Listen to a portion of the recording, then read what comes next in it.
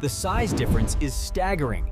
A full-grown mountain goat can be 50 times the body weight of this camel spider.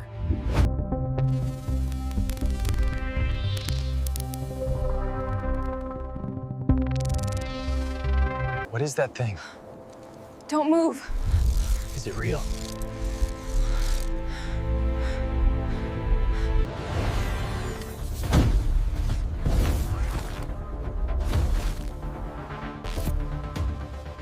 A mountain goat clings to a vertical rock face, 200 feet above certain death.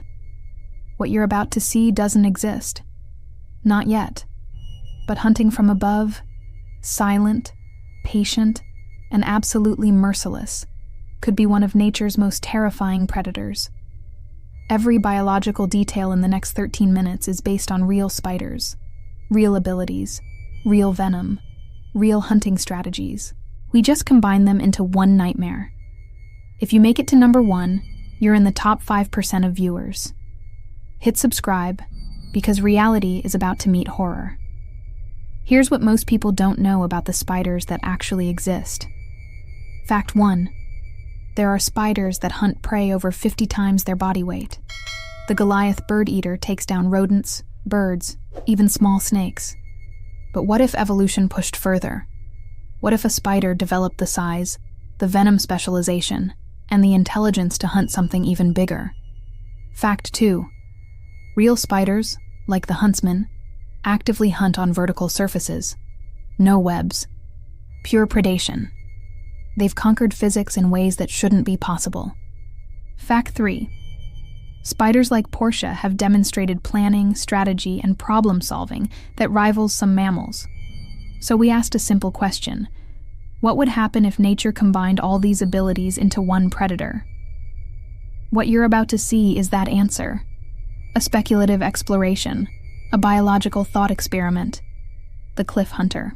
And by minute 8, you'll understand why we should be grateful it only exists in theory. The Cliff Hunter would have a body structure that seems designed by nightmares. 8 legs, yes. But each one would end in microscopic hooks that could grip rock surfaces smaller than a grain of sand. Under an electron microscope, these hooks would look like hundreds of tiny grappling claws. Each foot would have roughly 12,000 individual contact points. Here's the crazy part. If this predator existed, it could support its entire body weight on just 2 legs. Real spiders can do this. Researchers tested Huntsman spiders by placing them on glass panels and gradually tilting them past 90 degrees, completely upside down.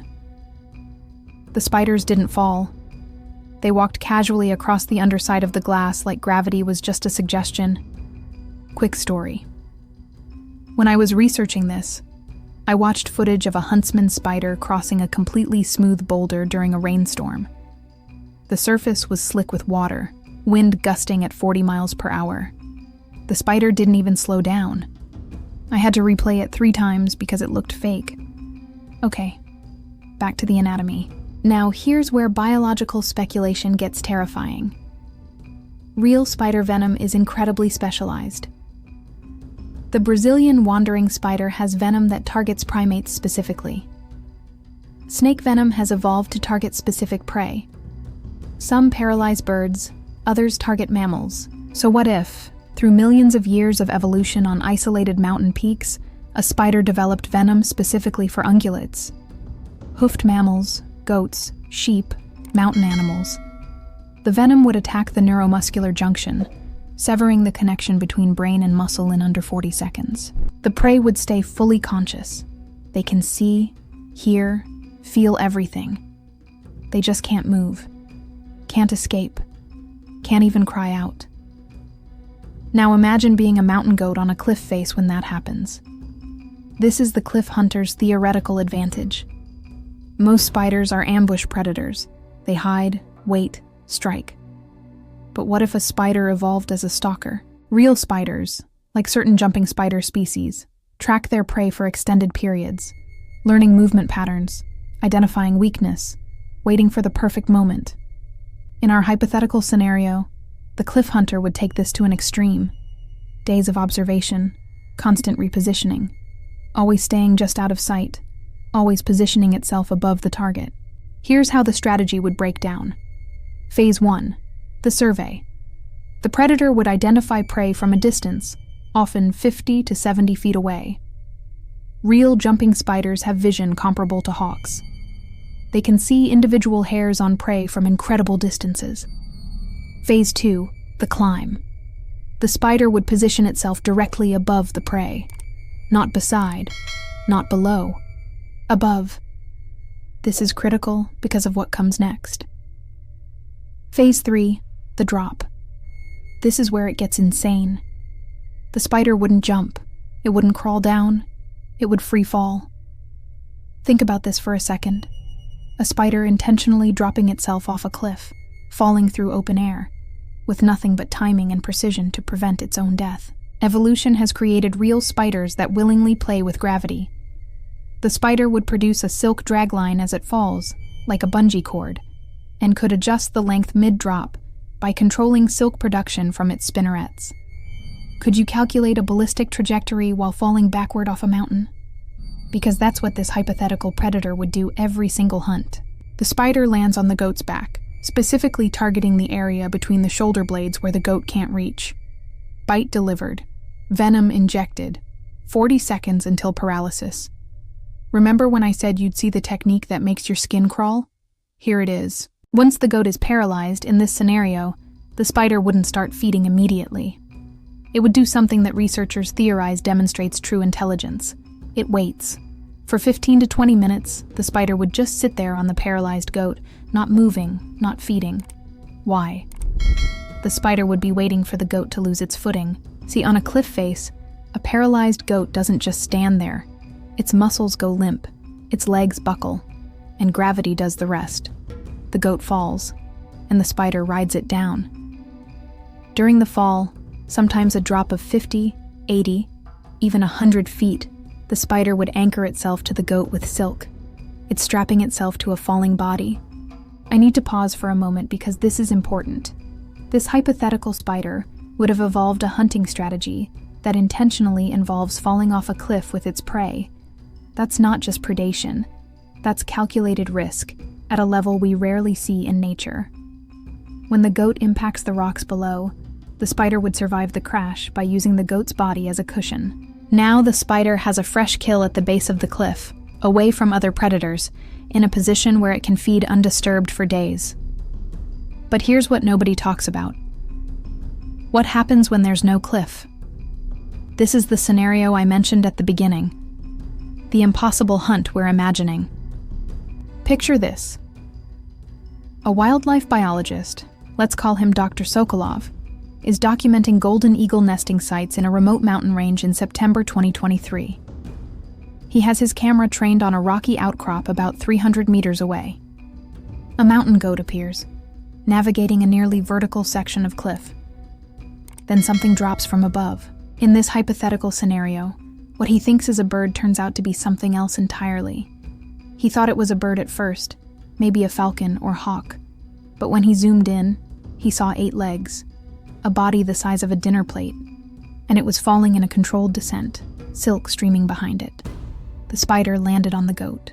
The goat continued walking for another 30 seconds, enough time to move about 12 feet along the cliff. Then its legs gave out. Here's where the scenario becomes almost unbelievable. The goat didn't fall immediately. It was wedged in a small crevice, body limp but stuck in place. The spider couldn't dislodge it. So what would it do? In this thought experiment, the predator does something that demonstrates true intelligence. It started cutting the silk anchors holding the goat in the crevice. Let me say that again. The spider would use its fangs to cut through its own silk threads that were keeping the goat in place, deliberately removing the only thing preventing both of them from falling. In our scenario, it took the spider 11 minutes, thread by thread, testing stability, problem solving in real time. Finally, the last thread snapped. The goat fell 90 feet. The spider rode it down, anchored with fresh silk. Both hit the rocks. The goat died on impact. The spider walked away and started feeding. So what does this thought experiment tell us about the limits of spider intelligence? Here's what's real. Portia spiders have demonstrated planning abilities that shock researchers. They'll take 20-minute detours to reach prey, holding a mental map the entire time. Jumping spiders can learn, remember, and modify hunting strategies based on experience. Young spiders fail hunts 60% of the time. Mature spiders succeed nearly 90% of the time. That's not instinct. That's a learning curve. So the question becomes, where is the evolutionary ceiling? Could a spider, given the right environmental pressures, isolated peaks, large prey, millions of years, develop mammalian-level strategy? Some arachnologists argue that there are hard biological limits. Spider brains are too small for certain types of cognition, but other researchers point out octopuses have distributed intelligence across their arms. Who says spiders couldn't evolve something similar? Imagine you're that mountain goat. You've navigated these cliffs for years. You know every foothold, every safe path. You're an expert climber, evolved for this exact environment, and yet a spider, something you probably never even noticed, has been watching you, learning your patterns, calculating the exact moment when you'd be most vulnerable. That's not just predation, that's strategy at a level we usually associate with mammals. The cliff hunter represents that question mark, that edge of possibility where biology meets nightmare. It doesn't exist. But could it? That's what makes this terrifying.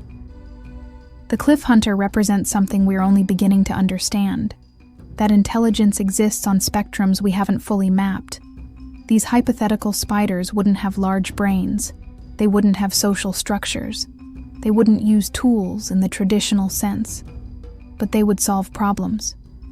They would adapt. They would learn. And they would have mastered an ecological niche, vertical cliff faces, that almost no other predator can access. Remember at the start when I said this would change everything you think you know about spiders? That's because the line between real and hypothetical is thinner than you think. Every ability we described exists, just not in the same creature.